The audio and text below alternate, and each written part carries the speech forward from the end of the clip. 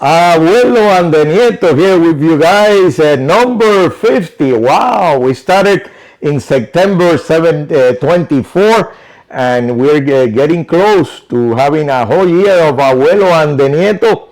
This is the Abuelo, the Nieto in New York, and he will be here with us in just a little while. He's very busy, so he's not going to be participating at the same level that he usually does in our podcast, getting ready to get his master's in journalism from Columbia University. And Abuelo and the Nieto is presented by, oígame, yes, Balado Tires, with 2 locations in Miami to serve you better. 63 years established here in South Florida, 27th Avenue Northwest 16th Street and Southwest 8th Street and 67th Avenue. We always associate our podcast with a number. We talk Miami sports, by the way. We'll get into the Dolphins. Of course, the last game of the preseason, and they'll be making their cut to 53 players. Who is staying? Who might be leaving? We'll get into that. Also, Inter Miami, they just signed a new youngster, a 19-year-old player from Argentina. Also, they have a game versus Orlando City, very important in the Leagues Cup semifinal. Will Messi be available? Also, we'll talk a little bit about getting close to that Notre Dame game. And of course, our typical, usually every week we have Miami Sports Trivia. Also, a great Hispanic athlete that we'll be featuring in our podcast. And we always associate our podcast with a number. This is number 50. And who can forget the linebacker defensive end, more of a linebacker, more of a defensive end actually. Oliver Vernon, he played for and then he was a player for the Dolphins for 4 years, 29 sacks, 194 tackles with the Dolphins, went to the Giants, got a tremendous contract with the Giants, over $80 million, and he went for the money, and I would have done the same. Oliver Vernon, number 50. Looking at the Dolphins, they'll be making the cut to 53 players on Tuesday. And there are some guys that are on the bubble, and you have a guy like Tyler Washington, the receiver. We got 2 Washingtons as receivers for Miami, and both have contributed a lot in the preseason. But number 7 is going to have it a little harder to make the roster. It's a little more competition there. The thing is, you have an injury with Hill. Will Hill be available for the beginning of the season, the first game? We don't know for sure. I would guess that he will. So it gets a little tough for Washington. And you have some depth there at the receiver position with, of course, the guy Westbrook and some of the new receivers that they have gotten. Esrich can help them on special teams. And that's a guy that has done fairly well also in the preseason. It's going to be competitive in that position for the Dolphins. The tight end position, you got a Hill, you have Brown, and then the situation with Connor. Connor, will he make the roster? He's done well. He caught 6 passes versus the Lions. He was one of the top receivers in the game for Miami. And he's not a great blocker, not yet. But he's got definitely a shot of making the roster. Linebackers, there's a lot of depth there with Tyndall. Asante's done well. Jackson, a lot of young guys. We have the 2 starters, but, of course you have Brooks as the leader there. But some of those young guys, they have a tremendous competition. There's a lot of depth there at linebacker, and also, in particular, at outside linebacker, defensive end, the edge. You have Chubb, you have Phillips, you got Judon, the guy that they just got that had played with the New England, has made some All-Pros before. He's 33 years old, but he's still a guy that plays the run very well. So he's got size. He's like at 270 pounds. So it adds some weight there in the corners there. To help them with the run. They don't have too much of that. So then the competition gets really tricky at that position for Miami. McClendon, Murphy, it's going to be tough for some of those guys to make the roster. And of course, you have Chubb Robinson that for sure is going to have a position there. So possibilities, it could be possibilities of a trade. You have depth at that position, linebacker, and at the edge. So some of those guys might be moved, or one of those guys might be moved. You need help with the offensive line, the depth at the offensive line position in particular, and also, of course, running backs. Robinson got traded. That was a possibility to the 49ers. So Miami could be looking for a trade there. Also, maybe the most important position, cornerbacks.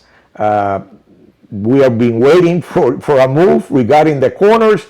A move has not come. So I think there's a possibility of a trade. Or remember when, the other teams, the other 31 teams made that roster cut to 53, there might be some interesting players that Miami might be looking at those three particular positions. So it gets really interesting and very competitive with that third preseason game versus Jacksonville, and then the cut on Tuesday going to 53 players.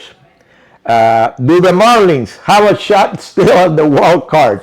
That is the big question right now. A couple of weeks ago, back in late July, it looked like they had a shot. They were like 5.5, 6 behind. San Diego back then was the third wild card team. But August has been really tough. And the starting pitching in particular, has not been very consistent. And some of the guys have gotten hurt. And you're talking Stowers, you're talking Pauli, you're talking Norby, and of course maybe their best reliever, Bender, recently also got hurt. He's out for the year. So taking that into consideration, some of the other things have not been doing that well either. They're in competition for that at least that third spot as a wild card. And Miami's still 7 behind as they go into the weekend series versus the Blue Jays. But I would say that it's extremely difficult for the Marlins to make it, and this August has been pretty bad for them. But the positive thing is that some of the young guys have looked well, and they look to be keepers. Now we have to keep those players. That's going to be important. Inter Miami is doing well in the MLS, around number 4, number 5, but they have 3 games less than basically the rest of the league, so they can make up ground when they play those 3 games. And right now they're going into that weekend game versus DC United without Messi. Messi did not make the trip, so that's a game that they should be able to handle even without Messi. DC United, one of the worst teams in the league. And coming up next Wednesday at home, Orlando City beat them pretty badly at Orlando in the last meeting. And that's a rivalry there in Florida. So Miami is got to play at a high level in that League Cup semifinal game next Wednesday. I expect a big crowd for that game and a win. And Miami, most likely, in my opinion, will be playing Seattle for the championship in the League Cup. They were trying to get a defenseman in transfer. They were not able to do it from Cruz Azul. So they did get Matteo Silvetti. Matteo Silvetti is a winger, 19-year-old from New Old Boys, another Argentinian, very young but very talented, very skillful. And he played just behind or in front, however you want to say it. The center forward for Miami. He's a guy that can filter those passes to Messi, to Luis Suarez, and he's very, very good from long distance. He's had already some tremendous goals from long distance, and he's got a little more speed than we're used to with the Inter Miami players. That we have mentioned in the past that their speed is lacking. So this is a guy that is a little faster and very skillful. So he's coming off an injury, so it will take maybe a little while to get him ready, and also he's got to go through the visa situation, but maybe in a couple of weeks, the latest, we'll have Silvetti starting getting his opportunity with Inter Miami. Well, we said the Nieto was not here with me at this time, but we do have the Nieto. Yes, Tyler Carmona, talking fantasy football. Tyler, what do you have for us? You guys from New York for our fantasy football sleeper segment. This week I'm going to go with Josh Downs from the Indianapolis Colts. He had a pretty solid year last season, 72 catches, 800 yards, 5 touchdowns. That's with Anthony Richardson, a quarterback who was statistically one of the worst quarterbacks in the NFL and in recent history. You saw it when Joe Flacco stepped in. His production went up, usage rate went up. So you see that now. He has Daniel Jones at quarterback. Not the best quarterback, but he is a veteran. Veterans rely on their reliable targets, and Downs has proven to be one of them. So whatever round he's projected to go in, I'd play it safe and get him a round or two before. All right, so Tyler with fantasy football. He's over there in New York enjoying the Big Apple, and we're here in South Florida with Abuelo and the Nieto. Remember to follow Abuelo and the Nieto and share. Abuelo and the Nieto is everywhere. We're in YouTube, TikTok, of course, Facebook. We're even in X. So you can check our sports minutes during the week, and basically Friday, Saturday, we come out with our podcast, now number 50, Abuelo and the Nieto. And UM, the Hurricanes are getting close. Cristobal and company are getting close to that first game of the season versus Notre Dame. It's going to be a very difficult game. Miami ranked number 10 in the country, and Notre Dame is around number 5. So this is going to be a tremendous challenge for UM. New quarterback in Carson Beck. They're strong at running back. They're strong at defensive line. A linebacker, of course, at offensive line might be their number one strength.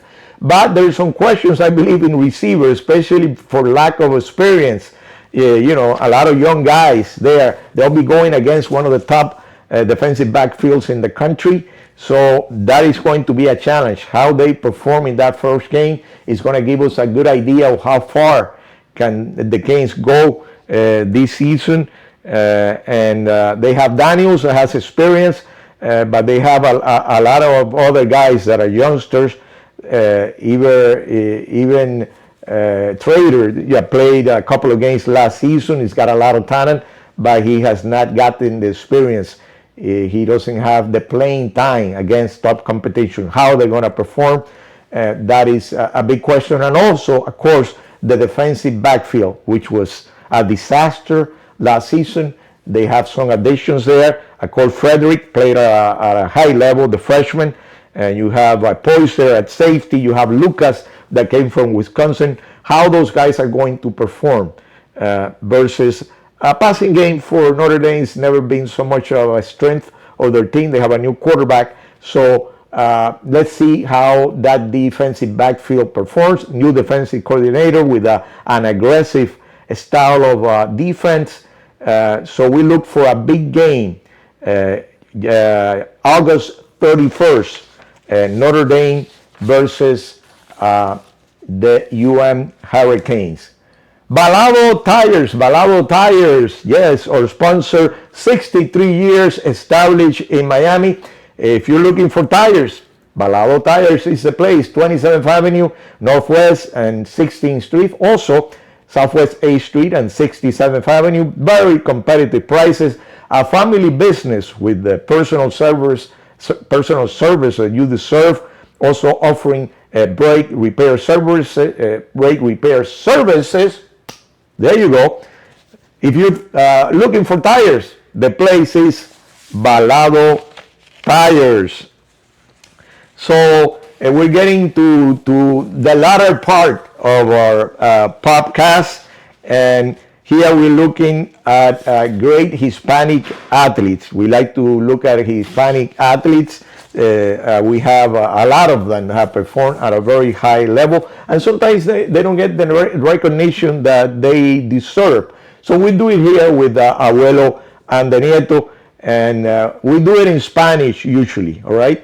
So this is our selection for today.